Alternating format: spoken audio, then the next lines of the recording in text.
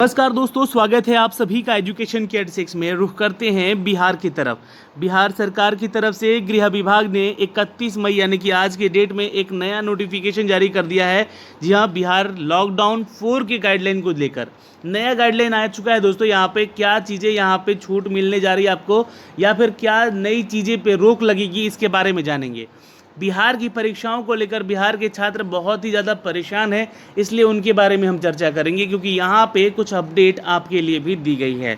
दोस्तों आप सभी को बताना चाहेंगे कि हर एक राज्य में, बिहार के साथ साथ देखा जाए तो अनेक राज्यों के सहित बिहार में भी कोरोना पॉजिटिव के मामले बढ़ रहे थे, जो कि अप्रैल महीने की शुरुआत में ही कोरोना के प्रारंभ संक्रमण को देखते हुए यहाँ पर बेहतर स्वास्थ्य सुविधाओं को उपलब्ध कराया गया। चरणबद्ध तरीके से आंशिक जो प्रतिबंध लगाए गए उसको लेकर यहाँ पर 5 मई से लेकर, देखिए यहाँ ध्यान दीजिएगा, 5 मई से लेकर 1 जून तक का ये लॉकडाउन 3 चरणों में, जी हाँ, सूचीबद्ध लगाया गया है। दोस्तों आप सभी को यहाँ पे पता है इसके बारे में, लेकिन दोस्तों इसका फ़ायदा क्या हुआ? बिल्कुल, इसमें आपको सभी वाहनों, व्यक्तियों का आवागमन, सार्वजनिक स्थलों पर समारोह करना, ठीक है, इन सभी को रोकथाम लगाया गया और आशानुकूल इसमें सुधार भी हुआ है, जैसा कि हमारे मुख्यमंत्री जी कह रहे हैं। ठीक है, परिणामतः यहाँ पर वर्तमान में राज्य के कोरोना के सक्रिय मामलों को घटाकर यहाँ पर 20,000 के नीचे आ चुकी है। बहुत सारे अपनों की जानें गई हैं इस कोरोना की दूसरी लहर में, क्योंकि इसका म्यूटेंट बहुत ही ज़्यादा खतरनाक था। सतर्क रहने को कहा जा रहा था। जो लोग सतर्कता नहीं यहाँ पे बरत रहे थे, उनको यहाँ पे इसका सामना करना पड़ा और बहुत सारे लोग अपने जन जो हैं वो मृत्यु को प्राप्त हुए हैं। तो यहाँ पे दोस्तों एक नए गाइडलाइन के जरिए यहाँ पे बताया गया है कि आपकी सुरक्षा को देखते हुए एक बार फिर से लॉकडाउन का एक्सटेंड किया गया है। और ये लॉकडाउन एक्सटेंड हुआ है दोस्तों, कब से कब तक? तो 8 जून तक, 1 तारीख से लेकर 8 जून तक ये एक्सटेंड किया गया है। अब मैं यहाँ पे बात करूँगा बिहार की थोड़ी परीक्षाओं के बारे में। दोस्तों इन सब के बारे में बताएं तो आपको बता देना चाहते हैं कि उपयुक्त सभी बिंदुओं को ध्यान में रखते हुए 31 मई का ये जो अपडेट दिया गया है, इसमें आपदा प्रबंधन की समूह की बैठक की गई। कोरोना के संक्रमण को देखते हुए यहाँ पर नियंत्रित किया गया। वाहनों का आवागमन, दुकानों का, प्रतिष्ठानों का और सामाजिक एवं अन्य कार्यक्रम समागम के संबंध में लगाए गए प्रतिबंधों को 2 जून से 8 जून तक आपको फॉलो करना पड़ेगा। बिल्कुल ध्यान में रखिएगा दोस्तों, यहाँ पे अब जो है सरकारी कार्यालय 25% की उपस्थिति पर 4 बजे अपराह्न तक खुलेंगे और गैर सरकारी कार्यालय अभी भी बंद रहेंगे। अब यहाँ पे देखिए, मैं आपको चीज़ दिखला देना चाहता हूँ कि जो बातें कही गई हैं दोस्तों, कि 25% जो लोग यहाँ पे जाएंगे अब सरकारी मतलब कार्यालयों में, उनमें से हमारा जो एक सरकारी कार्यालय बीपीएससी आयोग है, बीपीएसएससी आयोग है, सीएसबीसी आयोग है, बिहार एसएससी आयोग है, तो इनमें 25% लोग जाएंगे, कार्य करेंगे और जितने भी पुराने रिजल्ट्स हैं उनको यहाँ पे निकालने का प्रावधान किया जाएगा। क्योंकि आज के खबर हिंदुस्तान में भी आपको बताया गया है कि जो वैकेंसी निकाली गई थी 11,880 पदों की सिपाही भर्ती को लेकर, जी हाँ, उसके लिए एक न्यूज़ अपडेट किया गया है। वो अपडेट मैंने आपको वाइट एजुकेशन पे दिया है, जाके वहाँ से चेक जरूर कर लीजिएगा। जी हाँ, ये अपडेट दिया गया है दोस्तों, क्या यहाँ पे कि बोला गया है कि इनकी ट्रेनिंग जो है वो जुलाई में शुरू की जाएगी। तो इसके लिए सारी चीज़ें, प्रक्रियाएं जो है वो सुधार की जा रही है और इसके लिए जो आयोग है वो अपनी तैयारी में लगा हुआ है। उसके अलावा दोस्तों बिहार दरोगा की परीक्षाएं भी यहाँ पे स्थगित हैं, 2213 पद वाली, और जो 2446 पदों वाली जो अभी तक मतलब पड़ी हुई हैं, उनमें बहुत सारे मेडिकल के स्टूडेंट्स हैं जिनका कि सरकार से अपील किया गया है कि भाई उनका जो है फिजिकल लीजिए, और जो है उनके रिज़ल्ट को, जो लोग दौड़ हो चुका है जिन लोगों का, उनका ज्वाइनिंग बताइए, उनका ट्रेनिंग बताइए, कब करवाइएगा, उनका योगदान कब लीजिएगा, ये सब के बारे में। तो ये आपको 15 जून तक थोड़ा इंतज़ार और करना पड़ेगा, क्योंकि अभी देखिए सरकारी कार्यालयों में उपस्थिति इतनी दी जा रही है। ठीक है, इसके बारे में आगे हम आपको बताएंगे अभी। ठीक है, मैं आपको एक झलक उस वीडियो का भी दिखला दूंगा जहाँ से आप जाके चीज़ें देख सकते हैं। दोस्तों आप सभी को बता दें कि जो आवश्यक सेवाएँ हैं उनको लेकर यहाँ पर दोस्तों, जी हाँ, जिला प्रशासन, पुलिस, सिविल डिफेंस, विद्युत आपूर्ति, जल आपूर्ति, स्वच्छ और फायर ब्रिगेड, स्वास्थ्य, पशु स्वास्थ्य, आपदा प्रबंधन, दूरसंचार, डाक विभाग, संबंधित कार्यालय, कोषागार एवं उनकी संबंधित वित्त विभाग के कार्यालय, खदान की अधिप्राप्ति के संबंधित कार्यालय, पर्यावरण और जलवायु परिवर्तन विभाग की अत्यावश्यक गतिविधियों के संबंधित कार्यालय यथावत कार्य करेंगे। तो ये तो चीज़ें आपको मैं बता देना चाहता हूँ कि ये सारी चीज़ें तो काम कर रही थी यहाँ पे। जी हाँ, ये आपदा अपवाद है, ये एक्चुअली जितने भी हैं यहाँ पे ये लोग सभी के सभी कार्यरत हैं अभी भी और आगे भी रहेंगे। अब आपको बता दें दोस्तों यहाँ पे कि सभी दुकानें और प्रतिष्ठानें खुली रहेंगी। यहाँ पे कौन कौन से खुलेंगी और कैसे खुलेंगी देखिएगा। अल्टरनेट डे का प्रावधान रखा गया है यहाँ पे फिर से। जी हाँ, सुबह के 6 बजे से दोपहर के अब 2 बजे तक ये चलेगा। सुबह के 6 बजे से दोपहर के 2 बजे तक खुला रह सकता है दुकान।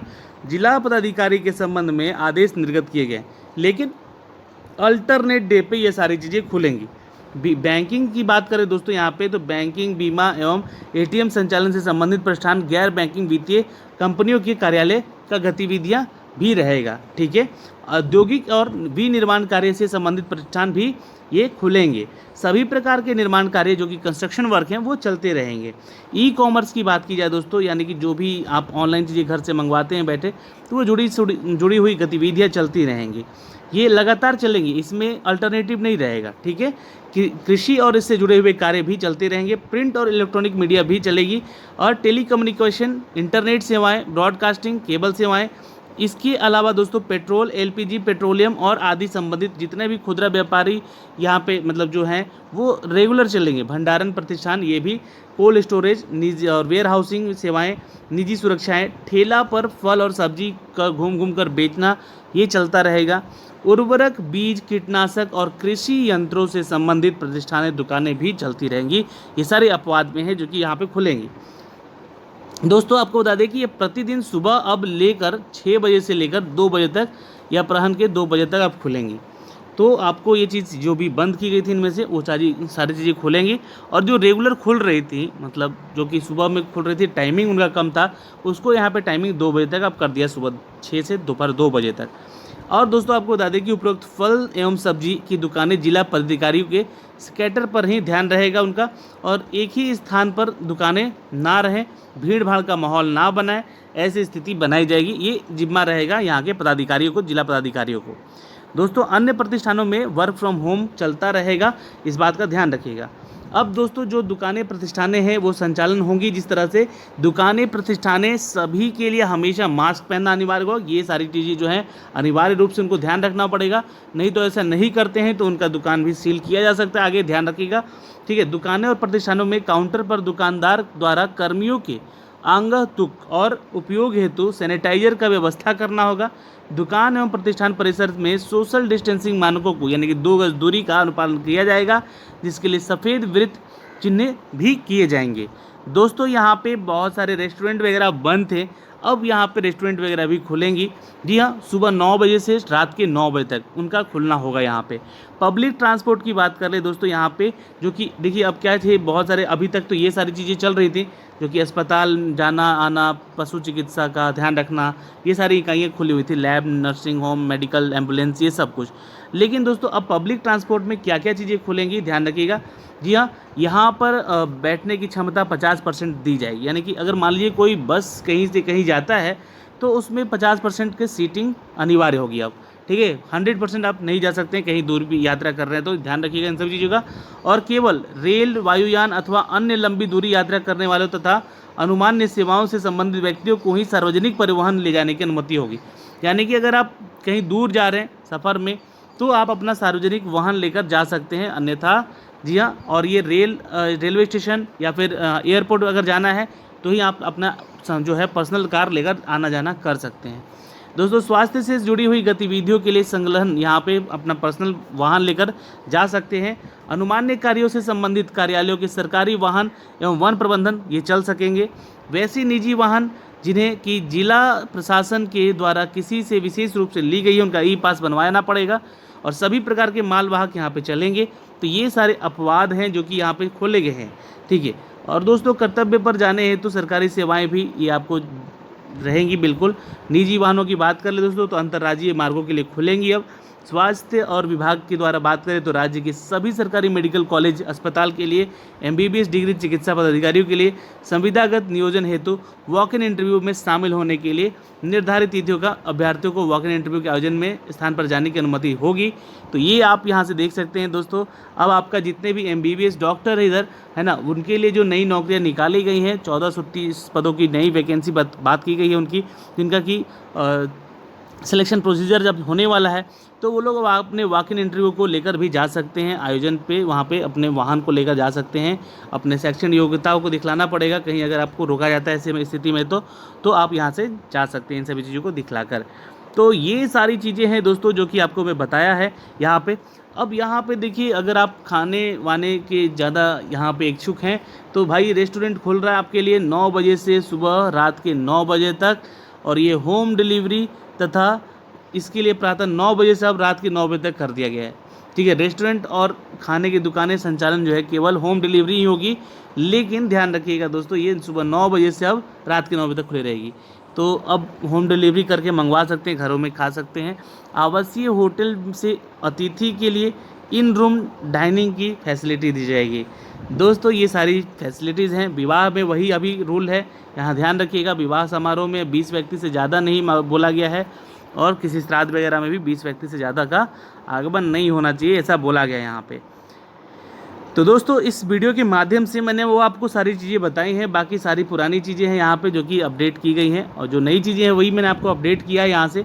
आपकी परीक्षाओं को लेकर भी सारे अपडेट दे दिए हैं, तो तैयार रहिएगा, है ना। अब 15 जून तक, एटलीस्ट मैंने पिछली वीडियो में भी बोला था कि 15 जून तक आपका जो है मामला थोड़ा सा ढीला रहेगा, लेकिन 15 जून से पहले सारे रिज़ल्ट आने शुरू हो जाएंगे, और रिज़ल्ट आएगा, ज्वाइनिंग की डेट आएगी, है ना। नई परीक्षाएं जो रुकी हुई हैं उनका अभी एग्ज़ाम डेट, अभी देखिए जून तो छोड़ दीजिएगा, जुलाई या फिर मिड अगस्त तक होने की संभावनाएँ होंगी। बहुत सारे एग्ज़ाम हैं जो कि अभी वेटिंग में है, तो पुरानी वैकेंसीज़ का पहले यहाँ पे सरकार अपडेट देगी, उसके बाद नई वैकेंसी के ऊपर ध्यान देगी।